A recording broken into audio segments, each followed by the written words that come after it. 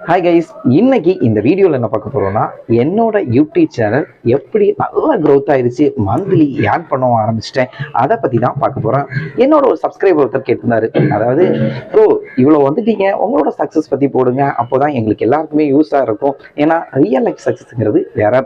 நம்ம எவ்வளவோ பேருடைய சக்ஸஸை பற்றி நம்ம வந்து ரியல் லைஃப்பில் கேட்டிருப்போம், ஏதோ புக்கில் படிச்சிருப்போம், மூவி வழியாக தெரிஞ்சுப்போம். பட் நமக்குன்னு ஒன்று நடக்கும்போது அதோட ஃபீல் வேற, அதோட எக்ஸ்பீரியன்ஸ் எல்லாமே தனியாக இருக்கும். அதை பற்றி தான் இந்த வீடியோவில் பார்க்க போகிறோம். புதுசாக யாராச்சும் யூடியூப் சேனல் ஆரம்பிக்கிறீங்க அப்படின்னா அதில் இந்த விஷயங்களை ஃபாலோ பண்ணுங்கள்.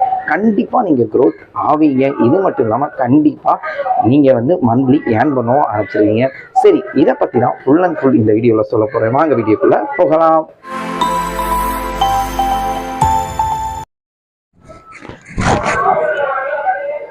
ஃபஸ்ட்டு நான் எப்படி யூடியூப் ஆரம்பித்தேன் அப்படின்னு சொல்லிடுறேன். ஃபர்ஸ்ட் வந்து நான் வந்து சும்மா மொபைல் எல்லாம் நோண்டிட்டு இருப்போம். மொபைலில் எங்கே போனாலும் வீடியோ எடுத்து நிறைய ஸ்டோரேஜ் வந்துருக்குங்க. ஸ்டோரேஜ் ஃபுல்லான டைமில் எப்போ இந்த ஸ்டோரேஜை மினிமைஸ் பண்ணுறது, எங்கே ஸ்டோர் பண்ணலாம் அப்படின்னு பார்த்தா ட்ரைவ் ஒரு பெஸ்ட் ஆப்ஷன். பட் ட்ரைவ் பார்த்தீங்க அப்படின்னா 15 GB மேலே ஸ்டோர் பண்ண முடியாது. தென் நீங்கள் ஸ்டோர் பண்ணோம் அப்படின்னா அமௌண்ட் பே பண்ணி தான் ஸ்டோர் பண்ணணும். ஸோ நீ என்ன பண்ண அப்படின்னா எல்லா வீடியோவும் சேர்த்து ஒரு வீடியோவை போட்டு யூடியூப்ல ஸ்டோரேஜுக்காக தான் ஜஸ்ட் யூஸ் பண்ணேன். யூடியூபோட ஃபார்மாலிட்டிஸ், மானிட்டைசேஷன் எதுவுமே எனக்கு தெரியாது. பட் அது காலப்போக்கில் நான் இப்படி ஸ்டோர் பண்ண நிறைய விஷயங்கள் பார்க்க ஆரம்பிச்சேன். ஸோ யூடியூப்ல இவ்வளோலாம் இருக்கா, யூடியூப்ல ஏர்ன் பண்ணலாம் அப்படின்னு நிறைய விஷயங்களும் கற்றுக்கவும் ஆரம்பித்தேன். தென் வீடியோவை பப்ளிக்கில் போட ஆரம்பிச்சிட்டேன். ஸ்டார்டிங்கில் பார்த்தீங்கன்னா பெரிய ரீச் ஒன்றுமே கிடையாதுங்க. ஒரு 10 வியூஸ் வரதே பெரிய விஷயம். அது மட்டும் இல்லாமல் ஒரு சப்ஸ்கிரைப் கிடைக்கிறதே பெரிய விஷயம். இந்த ஒரு சப்ஸ்கிரைபை நம்ம கூட ஒர்க் பண்ணுறவங்க, தெரிஞ்சவங்க எல்லாரும் மொபைல் வாங்கி நம்மவே சப்ஸ்கிரைப் பண்ணிக்க வேண்டியதுதான்.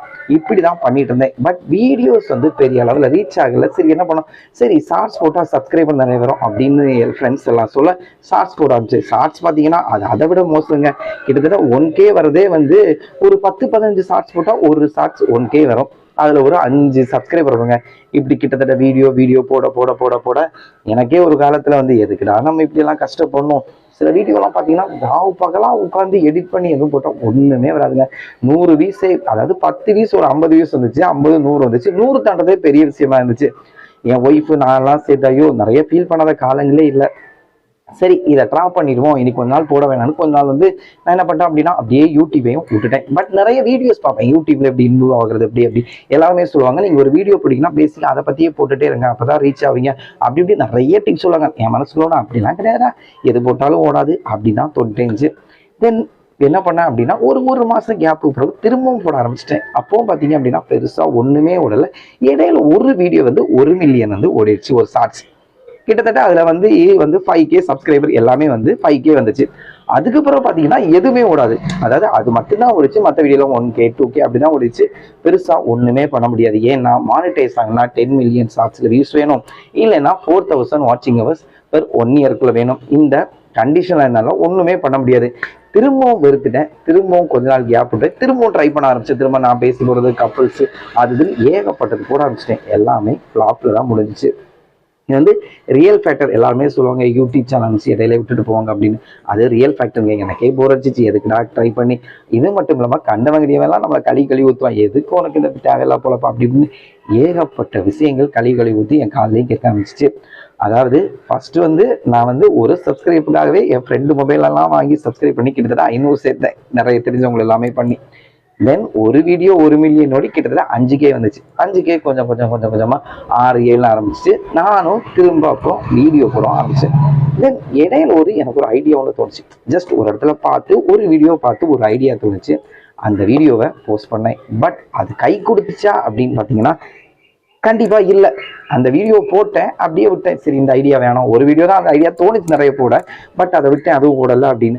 கொஞ்ச நாள் பிறகு வேற எல்லாமே போட ஆரம்பிச்சு. கச்சாம்பூச்சான்னு எதெல்லாமோ போடுவேன், ஓடும் அப்படின்னு. எதுவுமே ஓடலைங்க. தென் நான் ஒரு வீடியோ பார்த்து வந்து இன்ஸ்பயர் ஆகி ஒன்று பண்ணேன் இல்லைங்க, அதை ரெகுலராக பண்ண ஆரம்பித்தேன். கிட்டத்தட்ட ஒரு மாதத்துக்கு பிறகு ஒரு வீக்கில் ஒரு வீடியோ.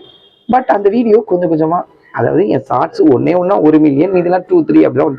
பட் திரும்ப போடப்போனா 2K 40K அப்படின்னு போக ஆரம்பிச்சிச்சு. ஓகே, இதே டாப்பிக்கை வந்து ஃபாலோ பண்ணேன்.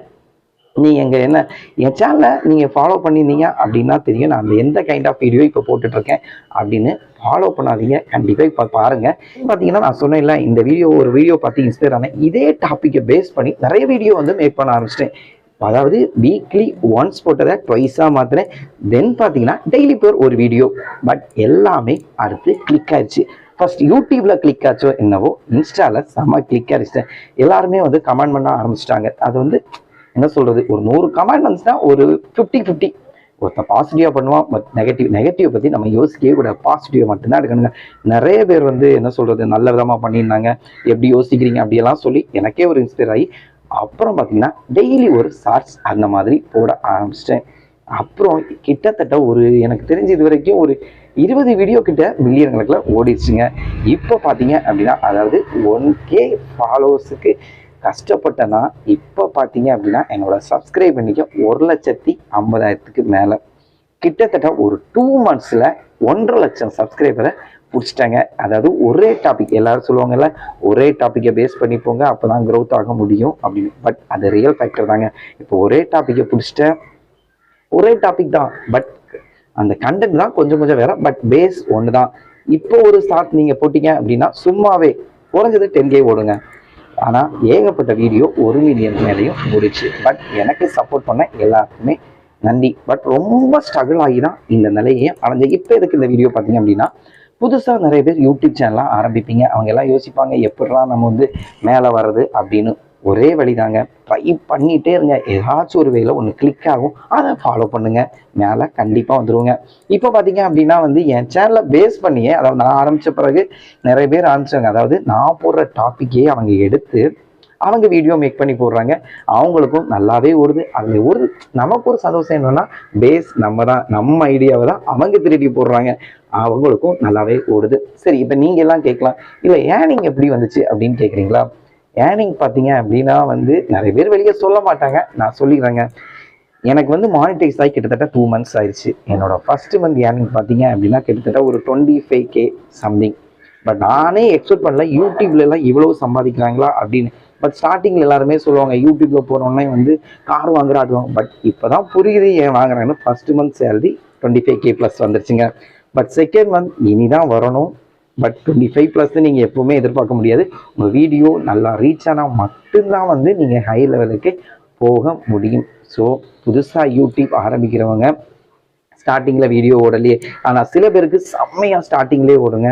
ஆனால் அவங்கள பற்றி நீங்கள் ஃபீல் பண்ணாதீங்க, எல்லாமே பாசிட்டிவாக ஓடுங்க. ட்ரை பண்ணிகிட்டே இருங்க, கண்டிப்பாக ஏர்ன் பண்ணலாம். மொபைலை சும்மா அன்னெசரியாக யூஸ் பண்ணாமல் இப்படி யூஸ் பண்ணால் கூட ஏர்ன் பண்ணிக்கலாம். அதுவும் உங்களுக்கு ஒரு சப்போர்ட்டிவாகவே இருக்கும். பட் நான் நிறைய ஸ்ட்ரகிள் பண்ணியிருக்கேங்க. ஸோ ஸ்ட்ரகிள்லேருந்து வெளியே வந்து இப்போ எனக்கு ஓகே, அதாவது 100% 90% ஓகேங்க. ஏதோ விதத்தில் இந்த லெவலுக்கு வந்துட்டோம். பட் திரும்பவும் என் சேனலுக்கு மறக்காமல் எல்லாருமே சப்ஸ்கிரைப் பண்ணுங்கள், எல்லாருமே சப்போர்ட் பண்ணுங்கள். திரும்பவும் அடுத்த லெவல் வருவேன்.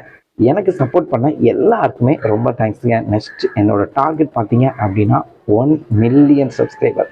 1 மில்லியனை ரீச் பண்ணிவிட்டு திரும்பவும் உங்கள்கிட்ட வந்து சொல்கிறேன். திரும்பவும் இன்னொரு வீடியோவில் திரும்பவும் உங்களை சந்திக்கிறேன். படிக்கி வி கேமஸ்.